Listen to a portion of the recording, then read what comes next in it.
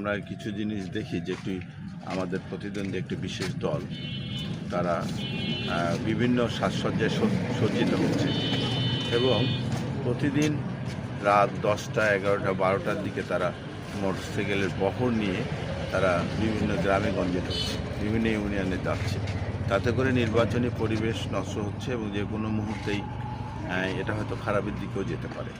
আমরা আমাদের জাতীয়তাবাদী দলের লোকজনকে আমরা বলেছি যে আপনারা শান্ত থাকবেন, কারণ একটা সুষ্ঠু নির্বাচনই পারে অনেক কিছু সমাধান। ইতিমধ্যে আমরা তিস্তা নিয়ে আন্দোলন করছি। তিস্তা মহাপরিকল্পনা বাস্তবায়ন হলে বন্যার হাত থেকে যেমন 7টি ইউনিয়ন বন্যার ক্ষতিগ্রস্তের হাত থেকে রক্ষা পাবে, ঠিক তেমনি আবার পাশাপাশি এখানে দুধারে যে ইন্ডাস্ট্রি হবে, ইকোনমিক জোন বা অর্থনৈতিক অঞ্চল হবে, সেখানে প্রায় 5 লক্ষ লোকের কর্মসংস্থান।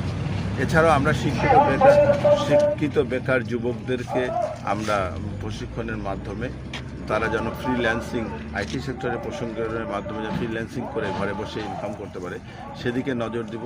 তাছাড়াও আপনারা জানেন যে কুটিরশিল্প ভিত্তিক মা বোনদের জন্য প্রশিক্ষণের ব্যবস্থা করে ঘরে ইনকাম করার সুযোগ করে দেওয়ার চিন্তা আছে। এবং আরেকটি অন্যতম চিন্তা আছে, যেটা হলো যে আমাদের এই কারিগরি শিক্ষায় শিক্ষিত করে আমাদের ছেলেদেরকে যাতে করে বিদেশে পাঠানোর ব্যবস্থা করা যেতে পারে।